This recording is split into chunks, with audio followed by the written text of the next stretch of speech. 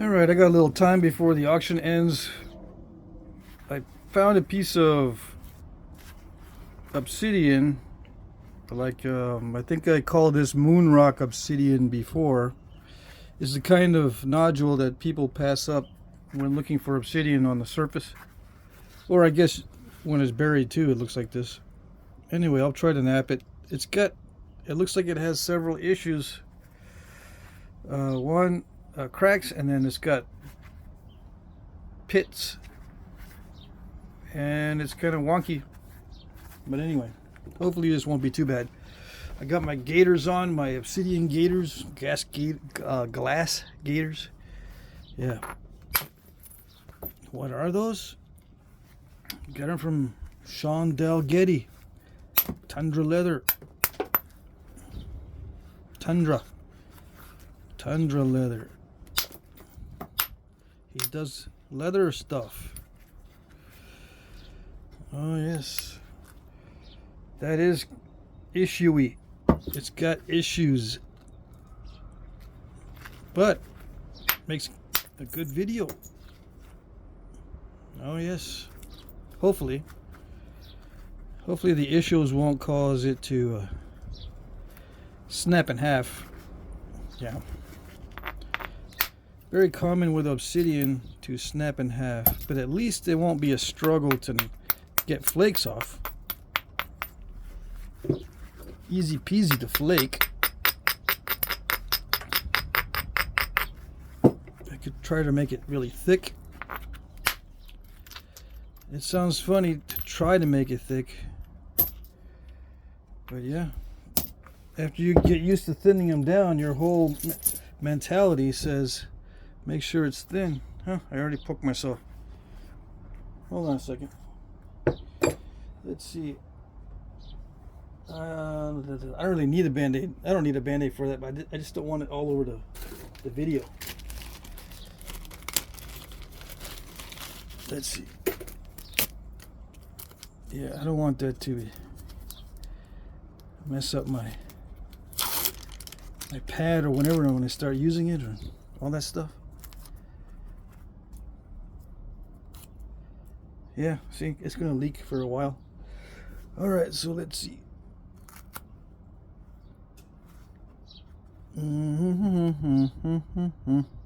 in an odd spot. All right.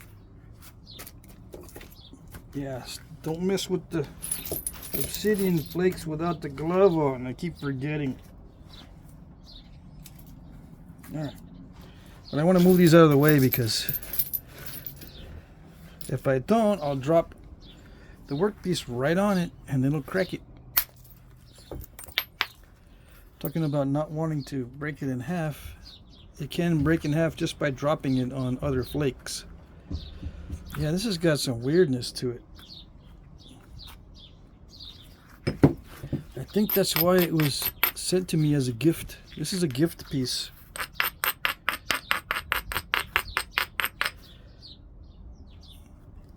Yeah. I don't look a gift obsidian in the mouth. Oh no, I do not. I've already got a piece of glass in there. And the glove. That was quick. I felt it right on the back of my finger.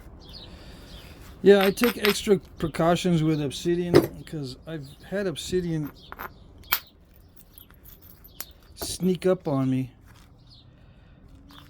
And I hate digging it out, especially when it's somewhere I can't reach. Like if I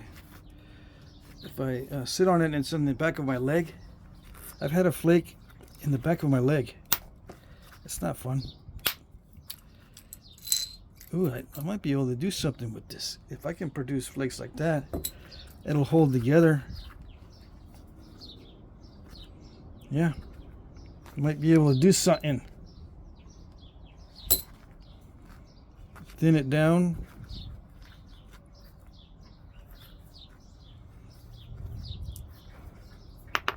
We shall see. Come on.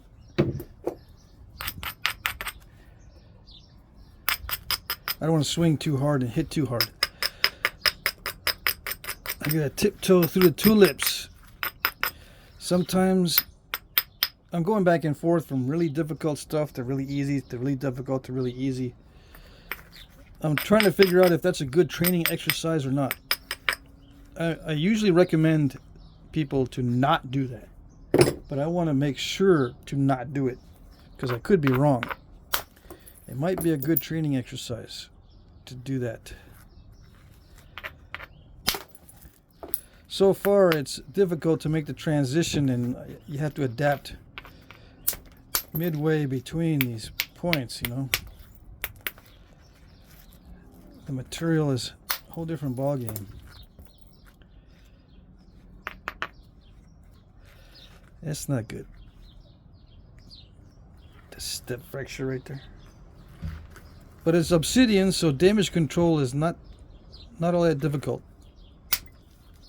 on obsidian. I'm not worried about it.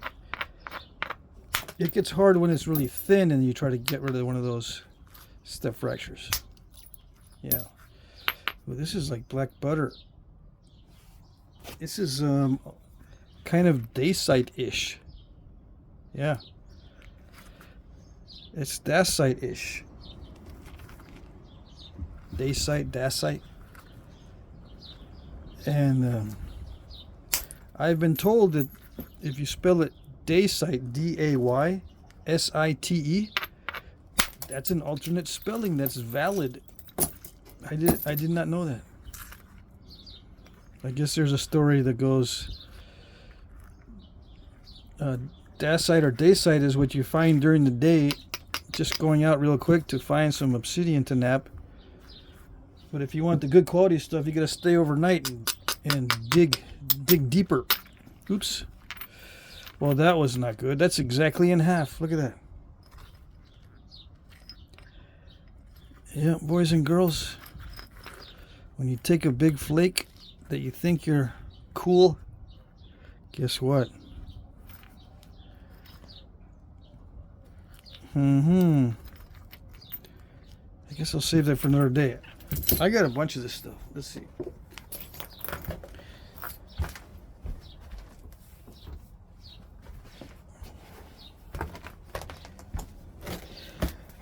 This one is the glassy type obsidian.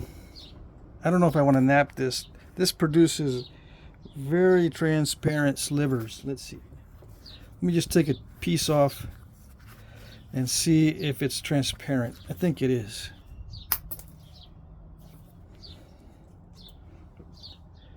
Oh yes. Come on, focus. Hocus pocus. Focus. Look how transparent that is. Yeah, well, I'll nap it anyway. It's high grade stuff, but it's very, very dangerous. Smoky. Yes, indeed. Dangerous. Because it gets everywhere and you can't see it.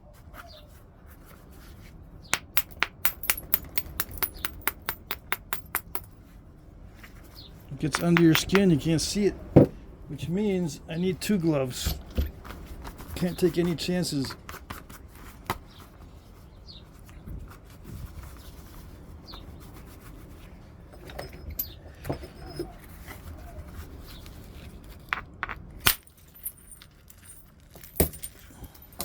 Yeah, when napping obsidian, I used to say, I don't need no stinking gloves. I don't need no stinking gaiters on my ankles. I don't need no stinking band-aids.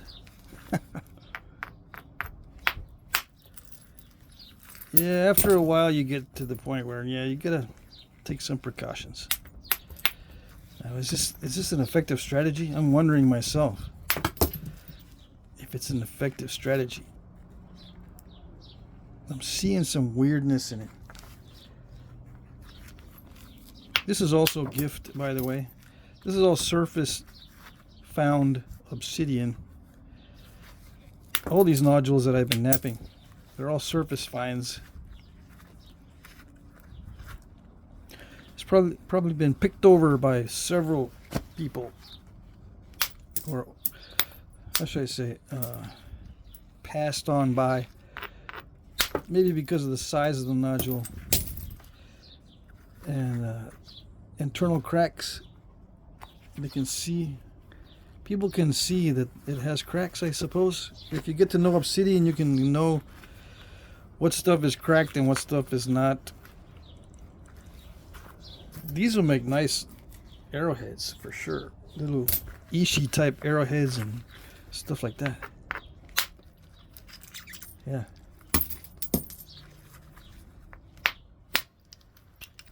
Who is Ishi? There's still people who watch Flintknapping videos and don't know who Ishi is. I-S-H-I. Ishi, which means man in his language. One of the last Native Americans from the wild to go into a European settlement in California. He just showed up very malnourished and the last of his tribe, that kind of thing. Yeah, just gave up and walked into town. Interesting story. Ended up working for a museum and making lots of points, and made the Ishi stick famous, even though Ishi's stick was not very long. You know, it just had a short handle like this one. It wasn't one of those big long handled things, even though everyone that's using an Ishi stick is using a very long handled thing. Well, I shouldn't say everybody, but most people. Ishi's stick with he used the metal tip. The stick with the metal tip was not very long. All right. In case you don't know. But yeah, he would do a lot of pressure flaking with a hand pad, with just leather. Just doubled over leather or folded up leather. No fancy slotted pads or anything like that.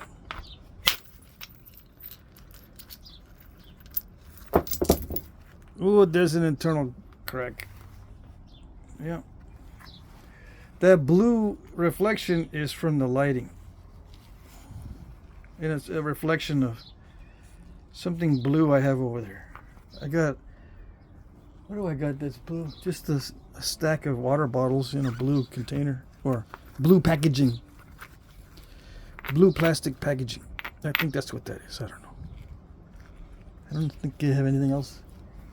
No, nothing else blue around here. Yeah, these will make nice arrowheads.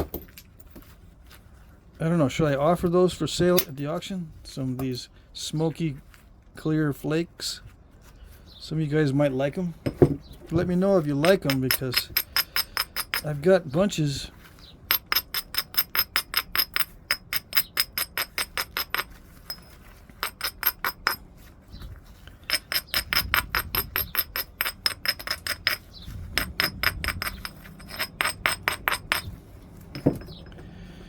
Okay, this is the nitty gritty. This is when it usually breaks in half.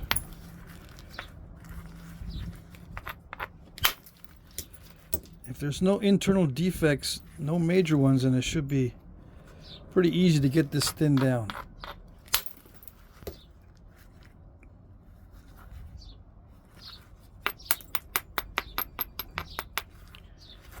Yeah, that's a big if though. If there's no issues. That crack runs deep. Can't see it. You can't see it, but I can see it.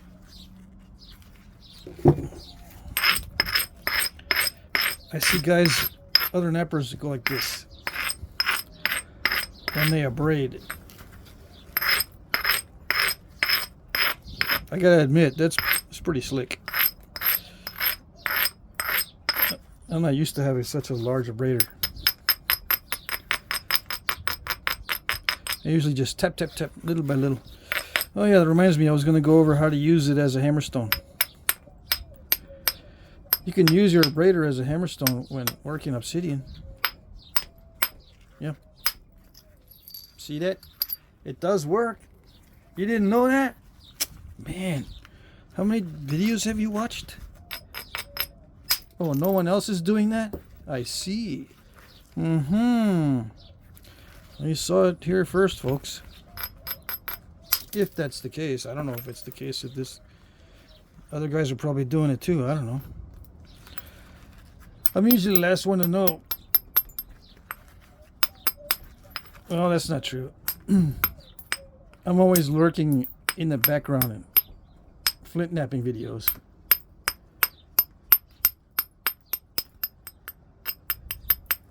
Mainly to see what materials are napping. Yep. I'm always on the lookout for materials. And people are always asking me, where do I get some? Where do I get some of this? Where do I get some of that? Where do I get it?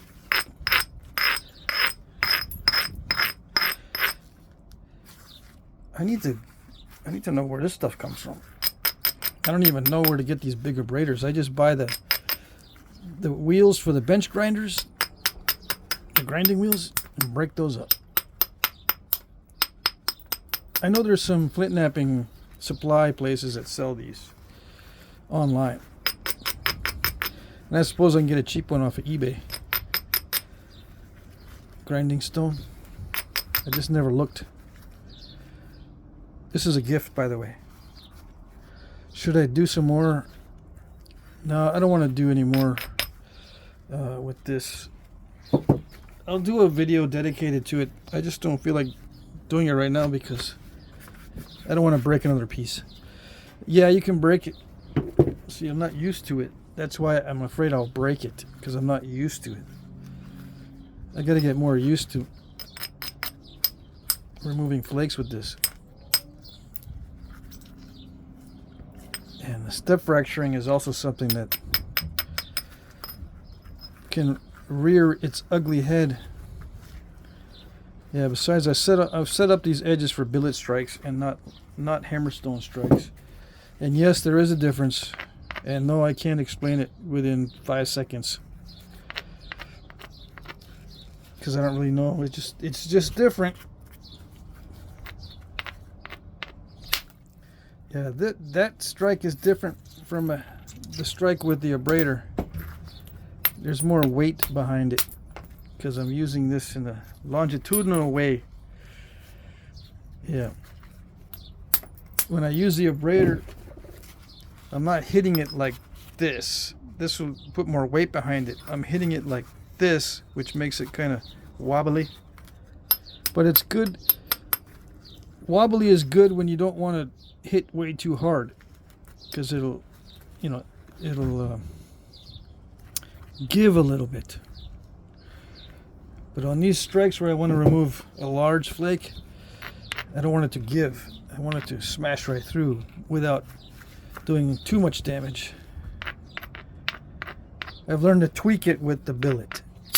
Yeah, see? It's tweaked so that I don't take too much off. I've hit enough hundreds and maybe thousands of times with the billet that I know how to tweak it. It'll be more difficult with the abrader. Yeah, these kind of flakes are difficult to do. You can't just go, oh, I can do one of those easy. Come on.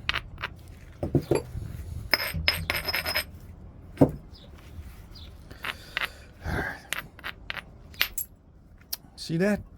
I thought it was going to be easy.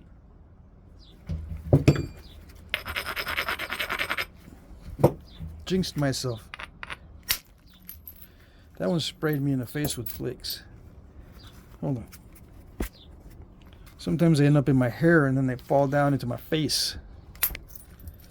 And right when I'm minding my own business, I'll be sitting there and there'll be a piece of glass come down and hit me in the lap. Where'd that come from? Oh, wait a minute. I got sprayed in the face during the video and I got a piece of glass in my hair. That's where that came from.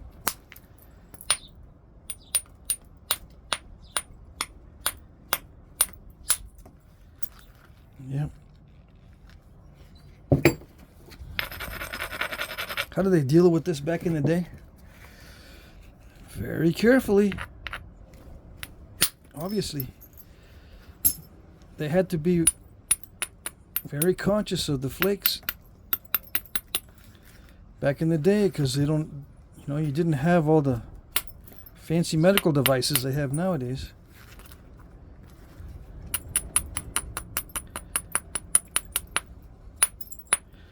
Sharp scalpels. I mean, you can take a flake to remove a flake. You could use one of these sharp obsidian flakes to dig out another sharp obsidian flake, right? But you got to worry about it breaking also.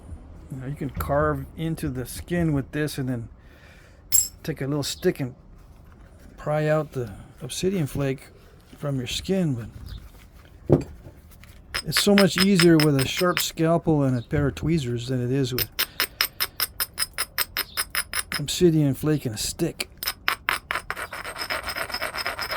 How do I know this? I don't know.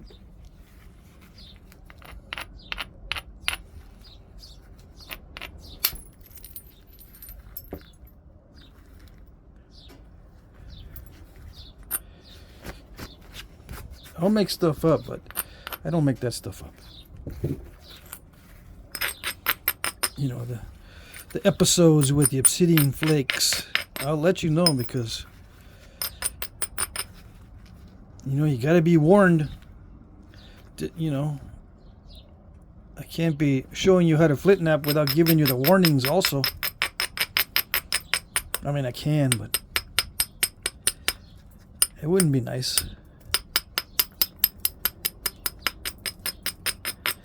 So, oh yeah, you can nap this without gloves, and yeah.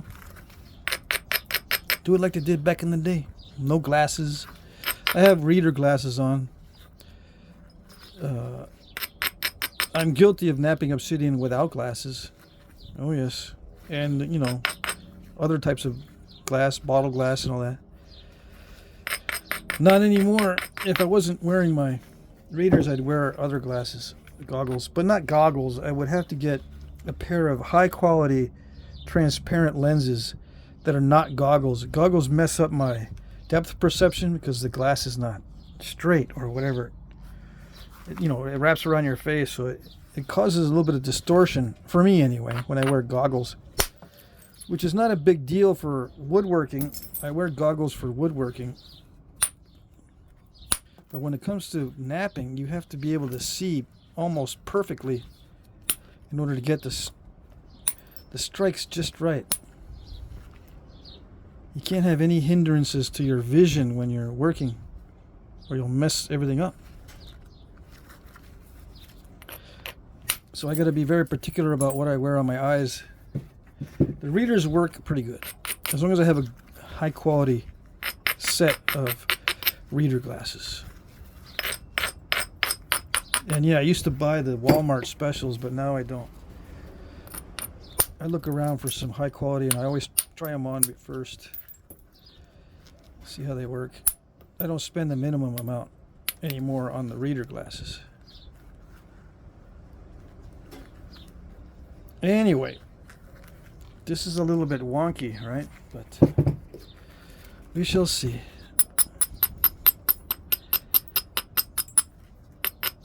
I may be able to recover from this wonkiness. I know I can, and get it really thin. If I get it really thin, I can get it straight. The thing is, getting it really thin makes it really delicate, and I still have that crack right there. You can see it, right there. Can't see it? Right here, dude. Look, it's a crack. Right there. It doesn't go all the way through, which bugs me. It'd be easier to deal with it if it went all the way through. Just knock it off and then that's it. No more problem. But try to preserve the length on this. I gotta deal with that crack.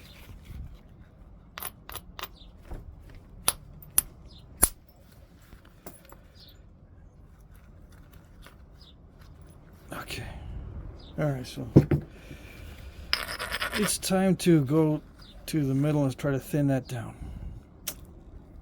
I don't really want to yet.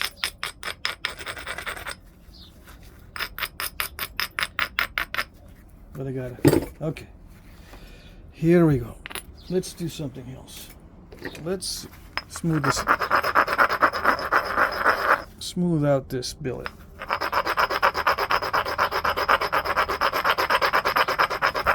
This works pretty good at being really rough on shirts and stuff. But it doesn't work that great on heat treats and Obsidian when it's really, really rough. And I might as well take some of the burr off.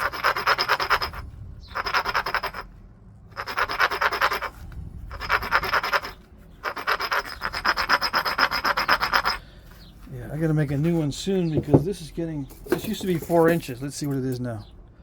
Yeah, I already lost 5/8 off of it over the past, I don't know how long.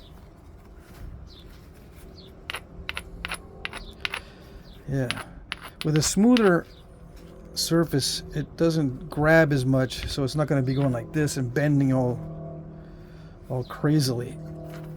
Yeah.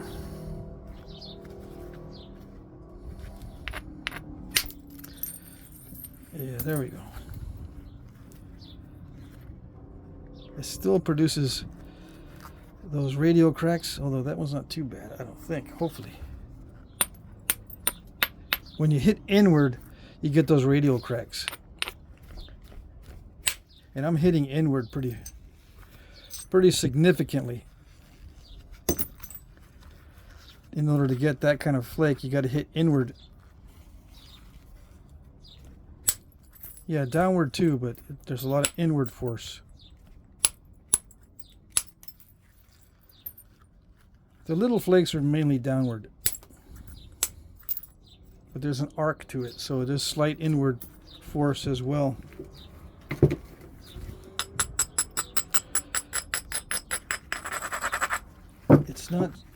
It's not straight down like this. It's not straight down like this. There's an arc to it. 99% of my strikes have an arc, so there's some inward force as well. If I want to go straight down like this, I'll let you know. But I still go at an angle, so there's still some inward force. You know what I'm saying? If I strike it here like this, and if I'm going down this way, I strike it here like this, by the time I reach there, there's more inward force than there is right there, because it's at an angle. See how that would push it more? As it goes down, it's pushing it. But not only is it pushing it because it's at an angle, but I'm arcing it, so it's pushing it even more. But it's very subtle. And I'm only hitting small platforms. I think that crack's going to rear its ugly head one of these times. If I don't get under it. I got under it slightly right there. Can you see? No? Do I bring the light closer? Make it even more difficult to see? Yeah, how's that? Let's get rid of that crack first before I really start whomping on the center.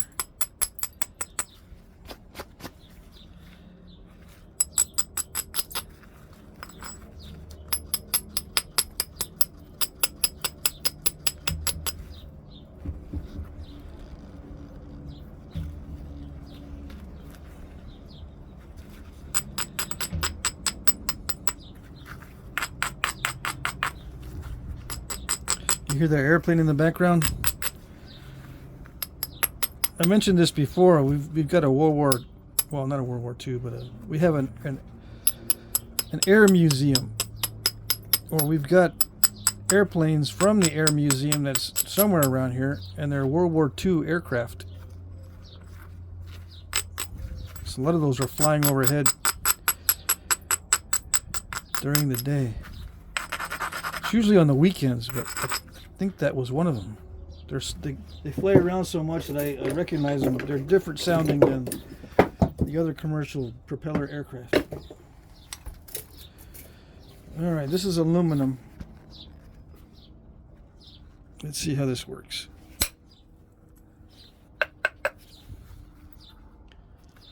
Yeah.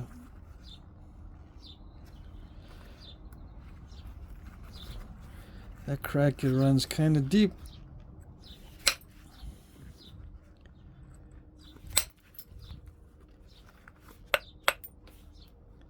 Still there on the edge.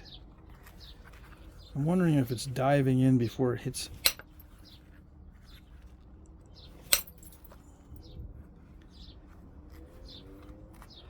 How deep is that?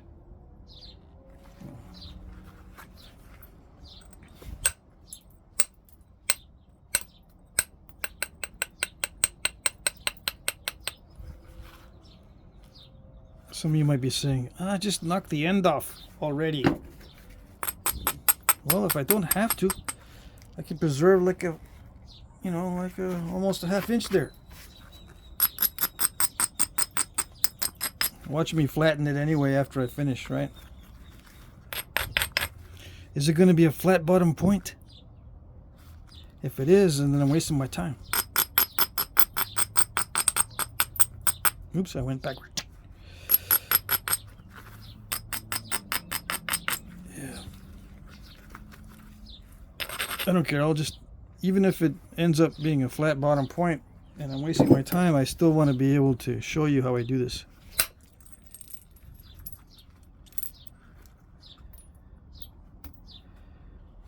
That flake fanned out pretty well, but not well enough. It didn't run very deep. It fanned out perfectly, but didn't run very deep, so it didn't eliminate that crack.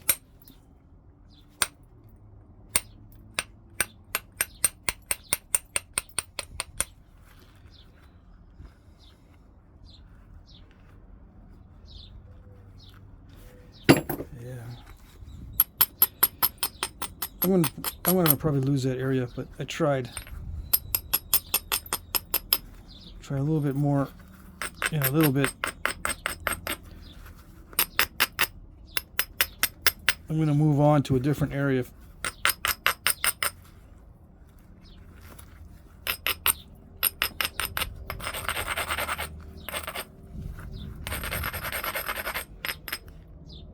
You can hear that plane, right?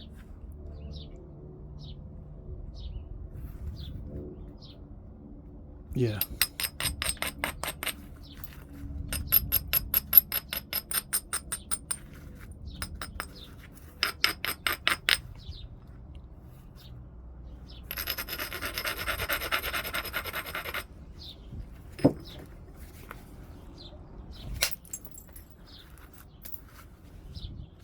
So I switched to indirect percussion without taking a break, without picking up the flakes or anything.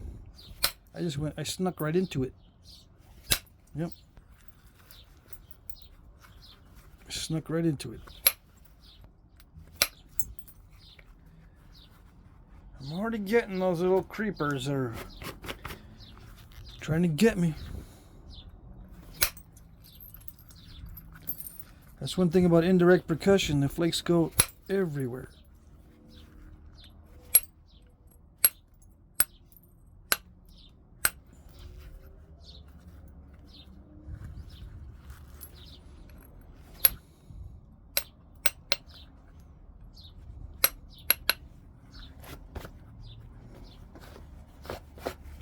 Yep. Had one in my lap. I nap close to my lap. I try not to. I try to nap out further.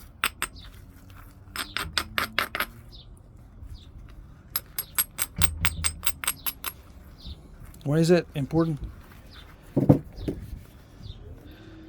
I get more control when I nap closer, but the flakes fly into places that I don't want them to be. If I'm out further, I'm a little bit further away from the blast radius. Oops.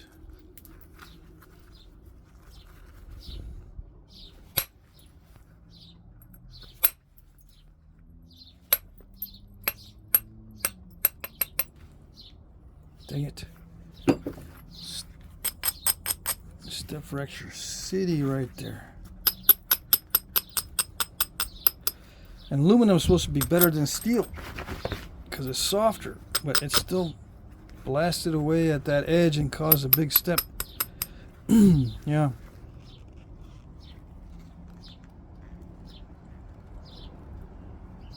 Can you see it? No? Yeah, I know.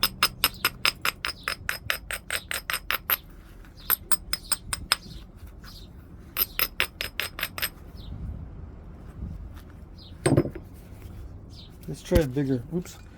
Let's try a bigger flaker. Yeah. Why bigger? I just want to see how it works. Sometimes when you use a flaker that's too pointy, it can cause little step fractures because you're not grinding enough. Oh, that was nice. It did want to dive though. That's not good. Look at that. It tried to dive into there.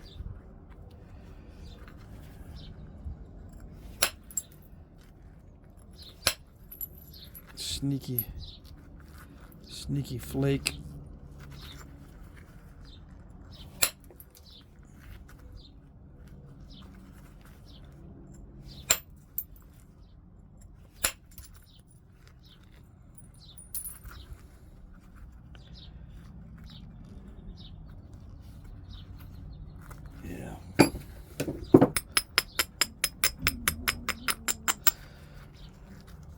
So yeah, making the transition from really tough stuff to really delicate stuff. You gotta be careful about how hard you hit, obviously. I'm not being careful enough.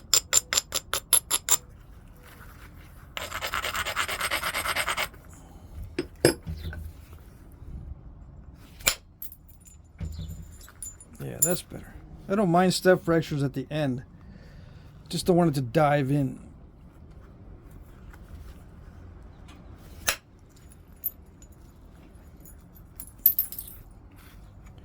See? No more step fracture at the end. Funny how that works, huh? This flake fanned out in various areas. And solved the problems.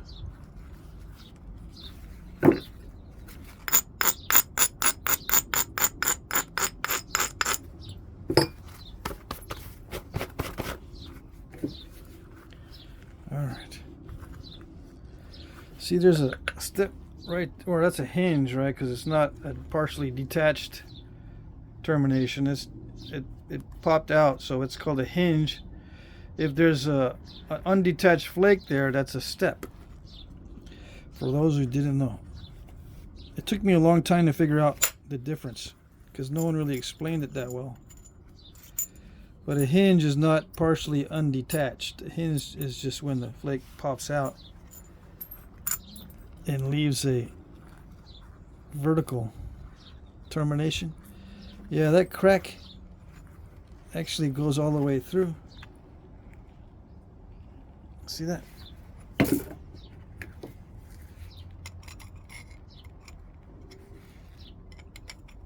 See, I'm hitting up against it. Come on, hocus pocus focus. Right there. So that crack goes in this way, like this. Starts here, but then it goes this way. And it's right there. So I'm going to have to lose the bottom of that. Yep, I am going to have to lose it. Ta-da! No more problems. Oops. What is going on? What is going on? What in the wide world of Flintknapping is going on?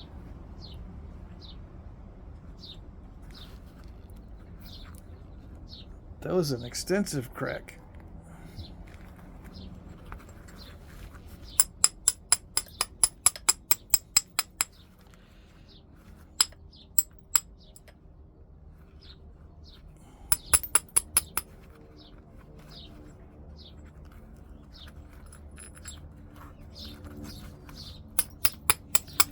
Mess up my symmetry.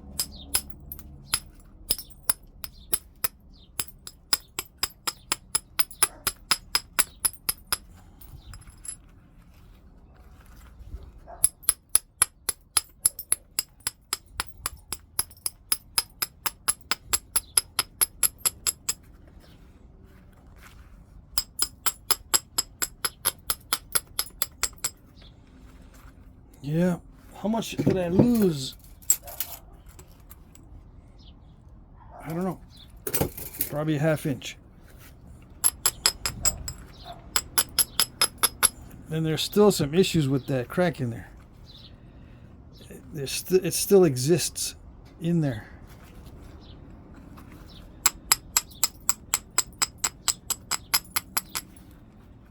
I try to minimize the loss from it.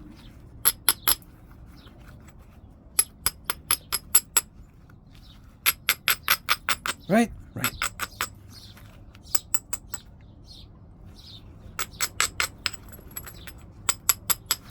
It doesn't need to go much thinner.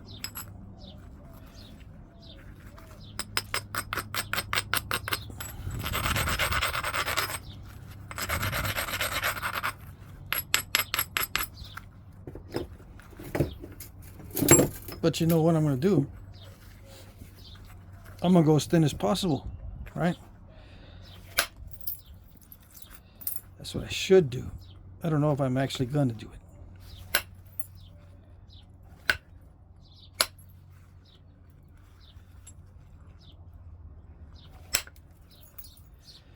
Yeah, you guys want to get your money's worth. You bought tickets to the show. You don't want to see something meh. Right? You bought tickets to the show. Oh, you didn't? This is a free show? Well, dang. Then I can do anything I want then. Haha.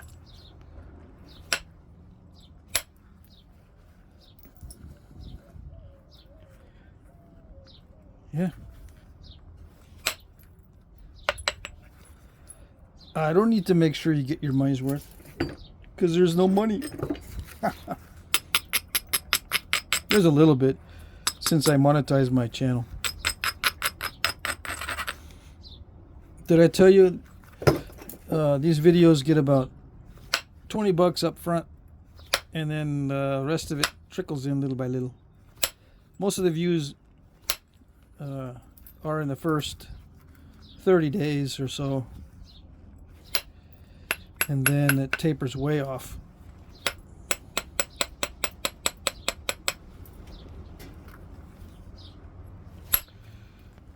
Of course, depending on how many people view it.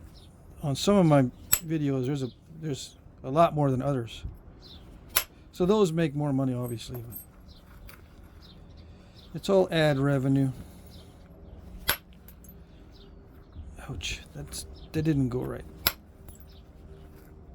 Step fracturings. And I'm wondering if there's other cracks around in different places. Maybe. I think I installed some cracks in different areas, and some of them might be natural. They're kind of goofing things up.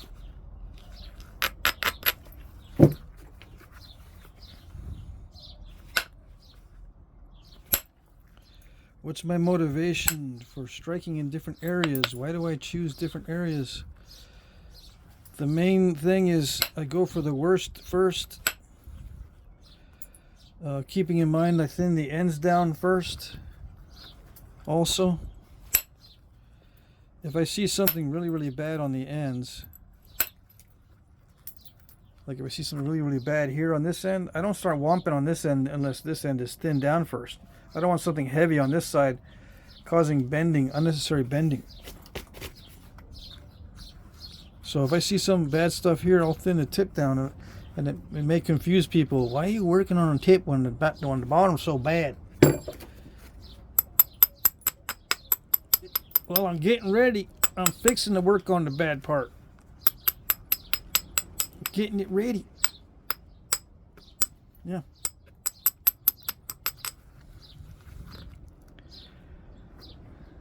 Doesn't do any good to work on the bad part if it's going to break the whole thing in half.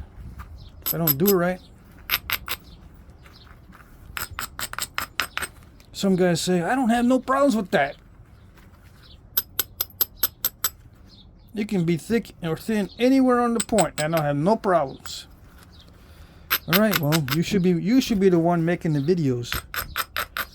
In that case, not watching them. You should be making them so we can see.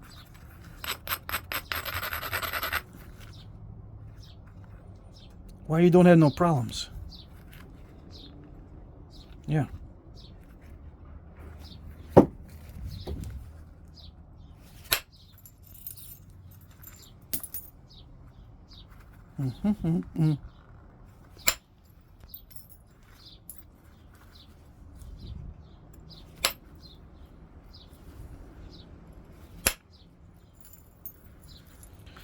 I'm worried about these because the dreaded overshot. They can easily overshoot.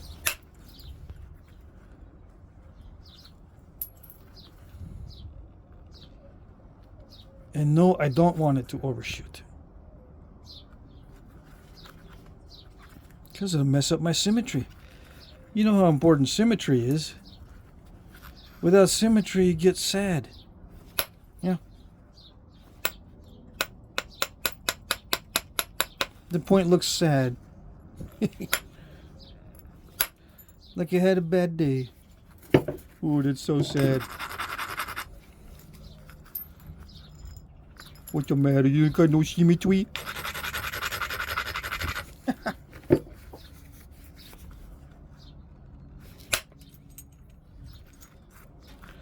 Yeah, I don't get no symmetry.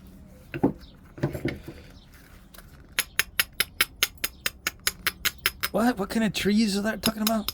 I'm talking about symmetries. Yeah. What kind of tree is that? Never heard of a symmetry? Man.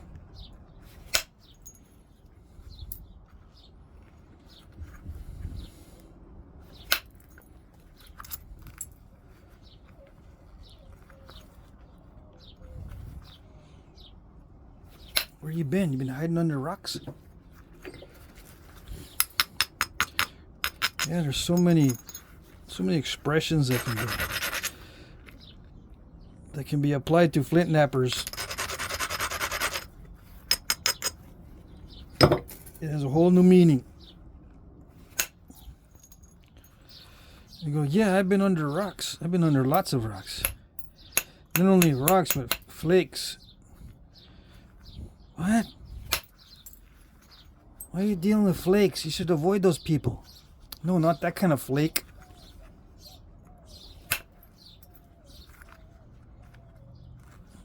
Yeah.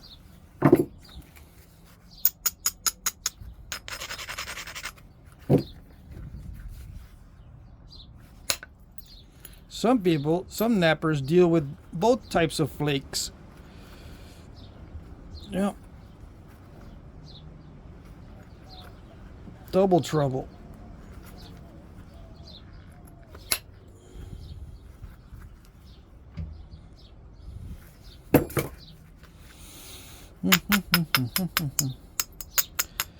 My kids used to say chips. The chips, Dad. I stepped on a chip.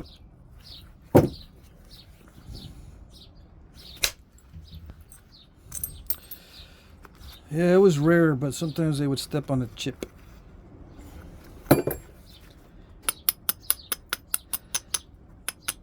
They wanted to go around barefoot. Yes, they did. I pulled out all the cactus from the yard and they would go around barefoot. Hee hee hee. You mean there's cactus here? I said, yeah, there's prickly stuff everywhere. I've been pulling it out. Why do you think you don't get it in your feet? Really? Yeah. Just go to someone else's yard and try that around here. This is West Texas. Oh yeah. No wonder my feet were all itchy the other day at my friend's house. There you go.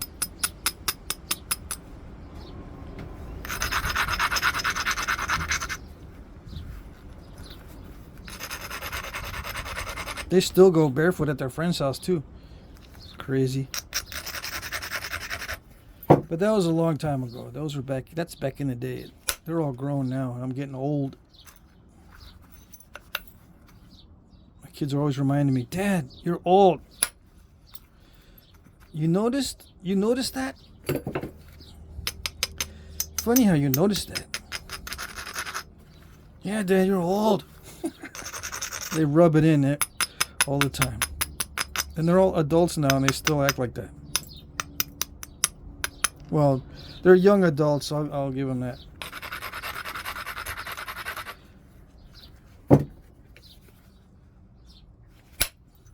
I don't know when this silly wears off. If ever. If they're like me, it won't wear off for decades. Yeah. Maybe never.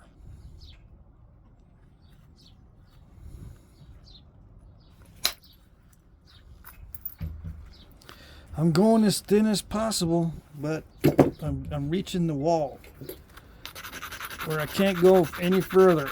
I'm up against the wall right now.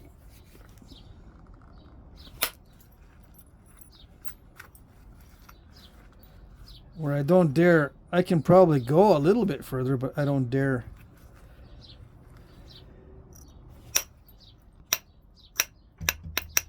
And if I drop it right now, it will break on those flakes down there. You see them all? There's a nice pile of flakes right there. It's like a trap. I'm gambling with my Arrowhead's life right now, suspended over all those flakes like a trap full of spikes. Oh yes. And slippery. And I'm wearing gloves, and this is very slippery. Yeah, it's starting to get on my nerves. Let me clean it up. Anyway, I've reached that stage where I'm going to have to regularize it and then start to think about what I'm going to do for notching and stuff.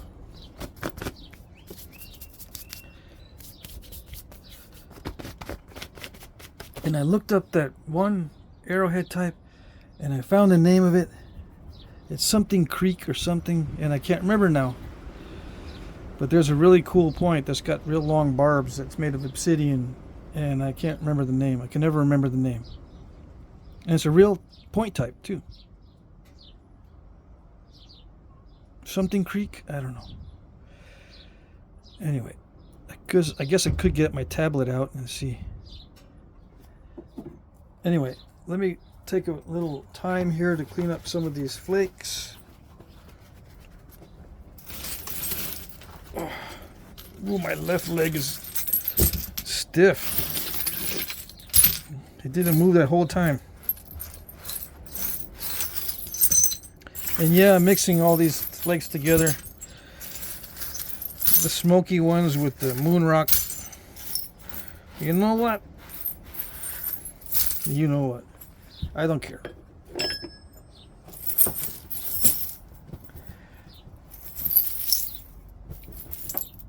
Yeah. Oops. No, that's not good. Usually I don't care about all these flakes flying up in the air when I flip these towels and drop cloths around, but I can't be having those flakes fly everywhere. Not this type. The chert flakes, no big deal.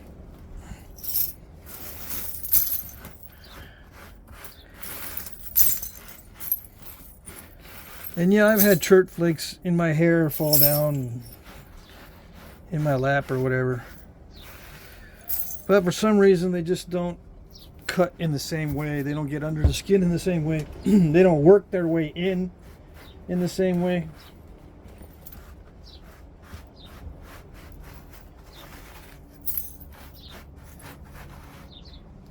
Yeah. Okay.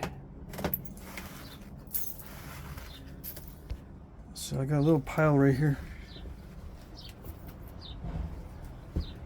I want to make sure I get all the all these little pieces, because if I don't, they'll end up in my shoe bottom.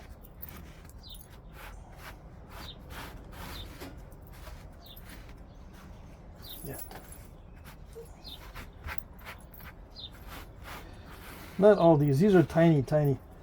But once in a while, I'll miss one and it'll be a long flake. And it'll get in the shoe. So now we're not in danger of dropping this.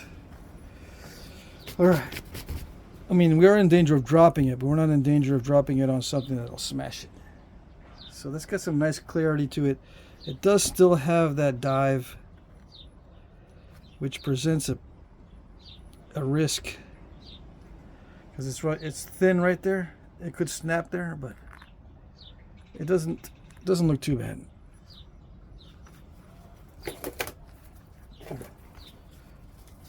So pressure flaking time, which means I get to blab a lot. Or maybe not. I got to get rid of that step fracture right there eventually. But I'll regularize this first.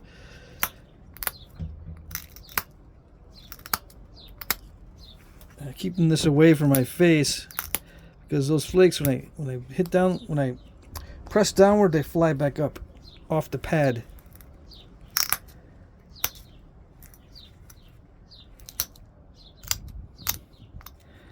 I want to be out of the line of fire, which means I can't see all that well.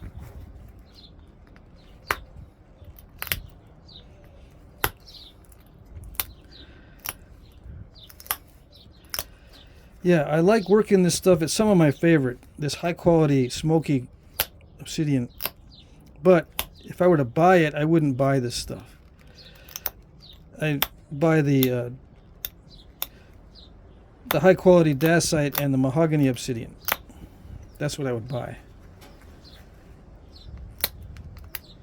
When I spend money, I buy mahogany obsidian or triple flow, because I really don't like dealing with the clear flakes, although it naps really well. It's just the debitage.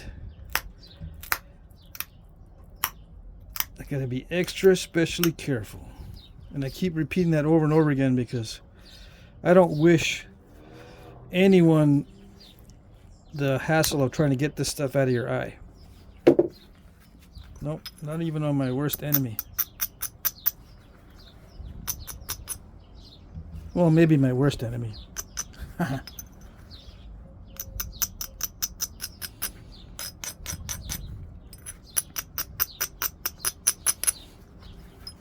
Okay.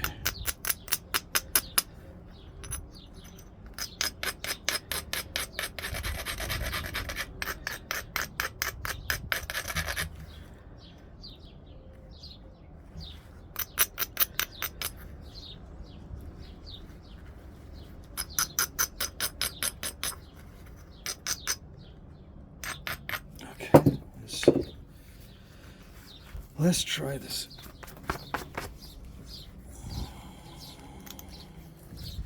I see a lot of step fracturing on the edges.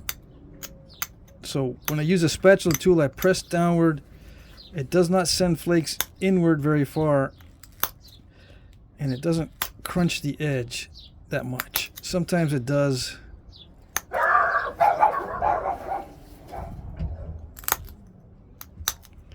But for the most part, the spatula tool helps me to avoid step fractures on the edge, because it doesn't crunch the edge. See that? It just snaps. Snap, snap, snap. There's no crunching going on. It leaves kind of like a bevel on the edge, but that's better than steps. Why is a beveling not that great? Why does it sound like it's not that great? Because the best edge is a thin edge. But beveling in general is not bad. It does produce a sharp edge. And it's probably good for Obsidian. But I just haven't seen it on artifacts. I got to look at more Obsidian artifacts. A friend of mine sent me some Stocktons, real artifacts. They were broken and stuff, but you could see the edge quality. A lot of those Stocktons had robust edges.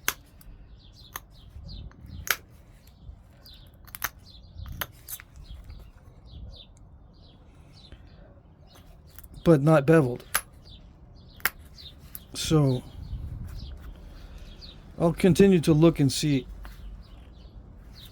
if there is such thing as beveled edges on Obsidian,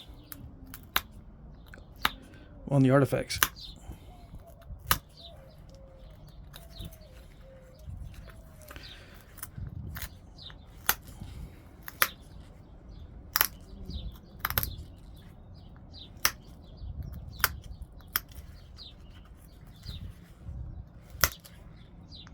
So yeah, I'm just regularizing. You probably can't see anything. I'm trying to keep it away from my face. I guess I could zoom in, right? Let's see. All right, I'm down here. Let's see. Maybe that's better.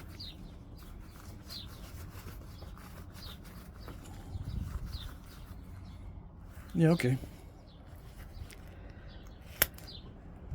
It's not like I haven't done this before, but I'm keeping it much further away than usual.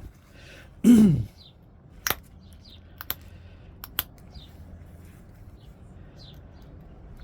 already got sprayed in the face once, that's why, right? In the beginning of the video, or near the beginning. I gotta go inside and wash my face after this.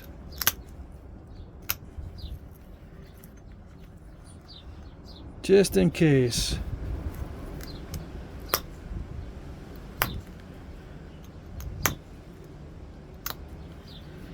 Alright, so it's pretty regular.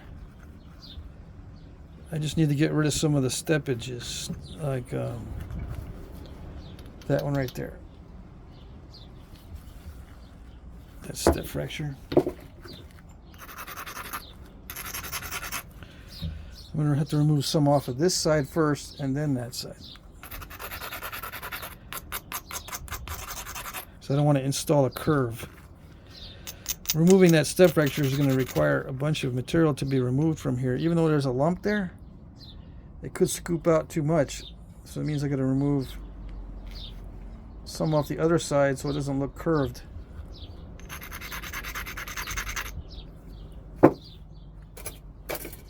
Let me go back to using steel for a minute.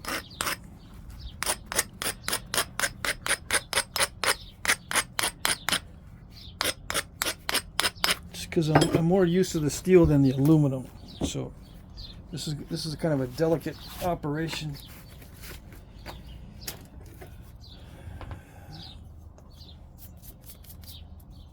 All right, let's see. Where was I? What am I doing here? That's what I want. I want to get rid of that. So I'm going to take off material from this side first, starting near the tip.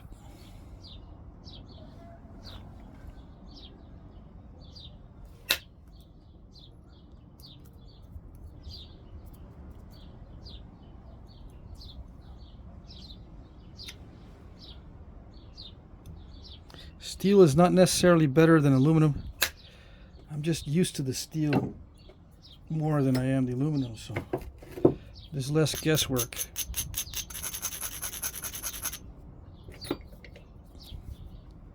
My subconscious already knows how to work with the steel.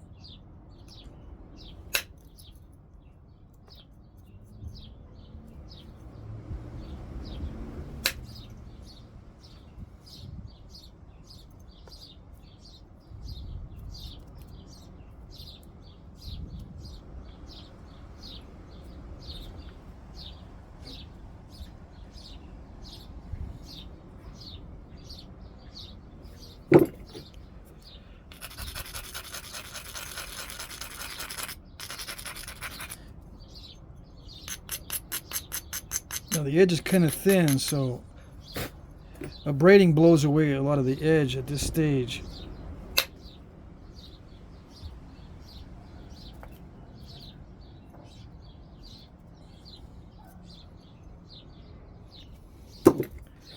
So I had to be careful how I abrade too.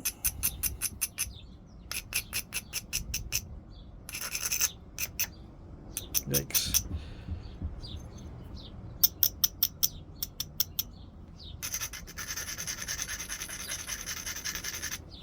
I don't want to be too aggressive with the abrading.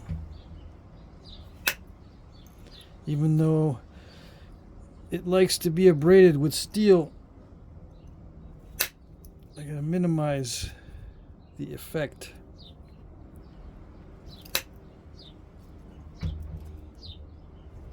All that contouring just so I can make sure it stays symmetrical when I remove that step fracture. Why don't I do that step fracture first and then symmetritize it after? Good question. I don't know.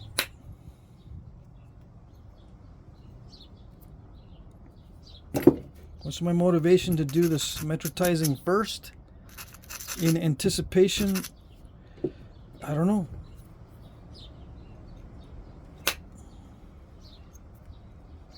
I think it's the way I usually do it. Just out of habit, I suppose.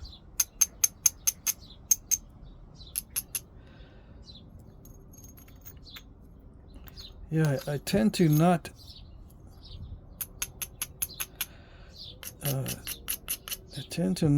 just go straight after the bad problem. Even though I attack the worst first, I look around a little bit.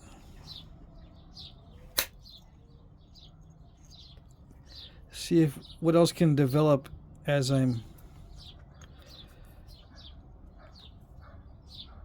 regularizing it or whatever.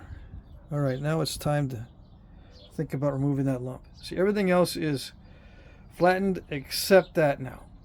See how I did that? Everything is flat and nice except that one bump. That's the way I like it. So I guess that's my motivation.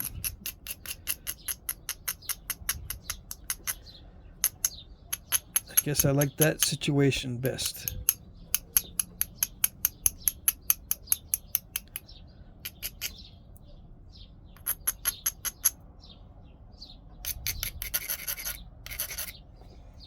Still, the edge is not the best for the strikes, so I gotta fix that edge. And I'm gonna have to lose some width. See how it's sunken in now, right there in the areas that I want to hit. I'll just regularize it and make it symmetrical later, or do it now. Okay.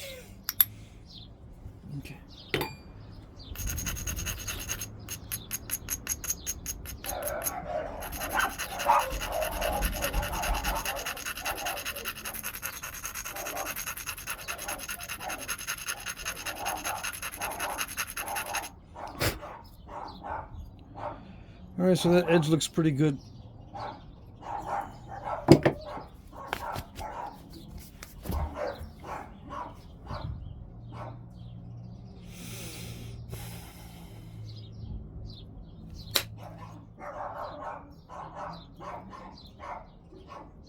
One small flake and then a big flake.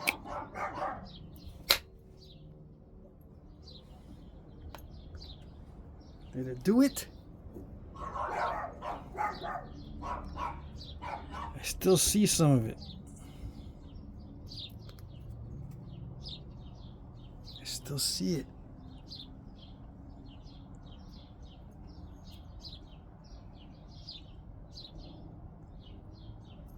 I think I can pick it off. Why so much trouble for a little step fracture? Because I can already see some people getting ready to hurl.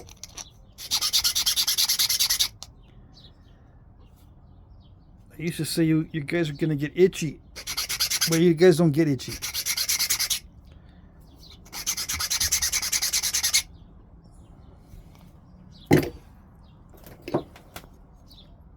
I know some of you get sick when you see a step fracture. So I'm gonna push on the front of that, and this is probably still too fat to do it. Let me see.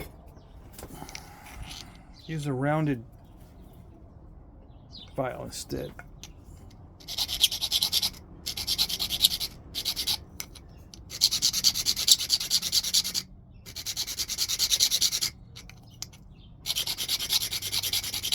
Yeah, I'm going back and forth. It's really soft, really soft copper, so it's no big deal.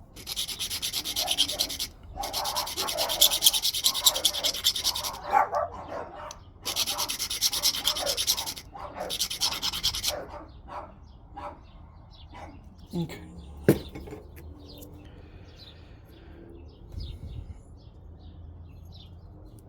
And yes, I hear the dogs. Crazy spaz dogs. Alright, so I'm going to push on the front of that step fracture. It might not look like that's what I'm doing, but that's what I'm doing.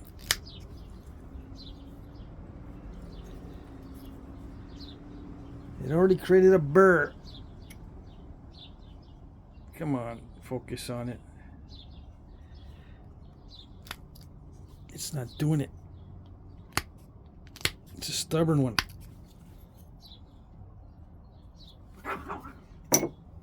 How about the utility knife? Ooh, it's crunching it.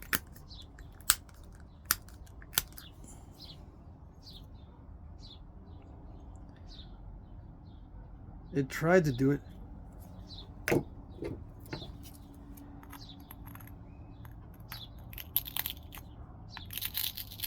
Let's really crunch it now.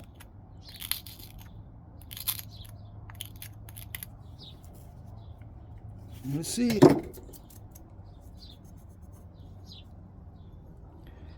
So I can really see it now. I don't think there's any way to get it off unless I strike a big flake in the other direction.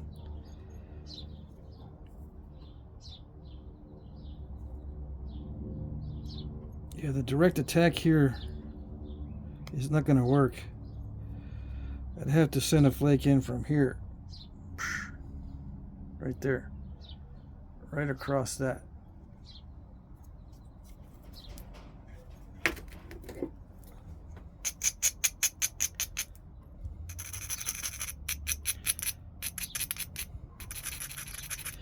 And it figures right in the area I need to hit, it's not thick enough.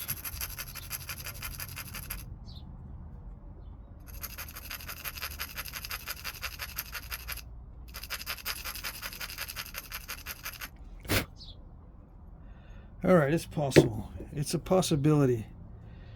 So let's see. Did it do it?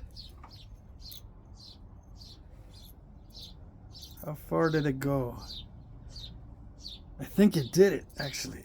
Okay, that was all right. And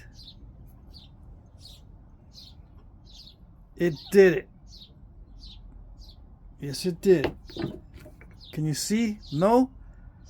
Right there. See, that's where the flake ended. But it hit up against that rise and psh, that's why I like Obsidian. Really? No. But it helps. All right.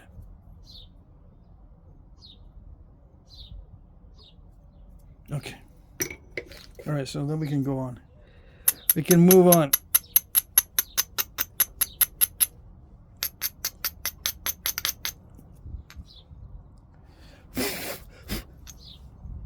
Let's move on and get it finished out. Yep.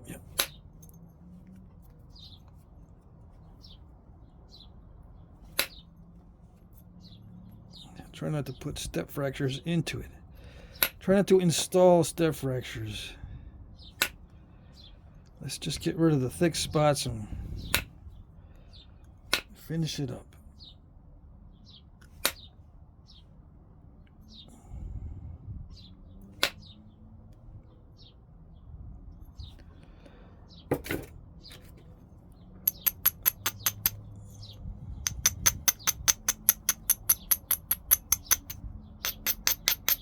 So you guys feel better?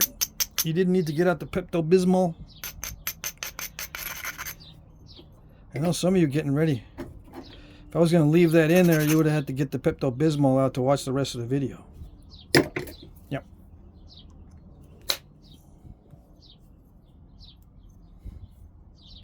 And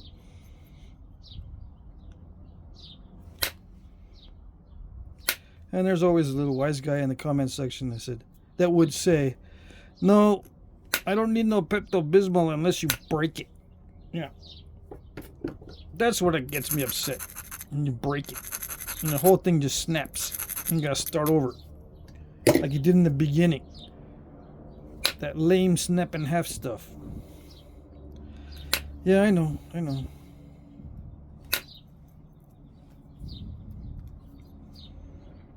I gotta watch my videos too, you know. I don't like it when I do that lame snap in half stuff.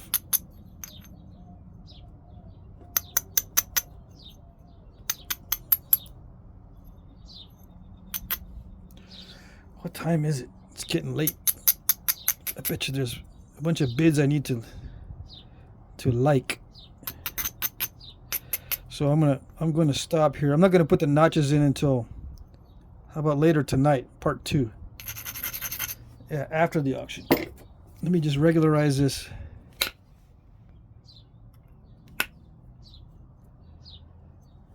And I'll do part 2 tonight. Later.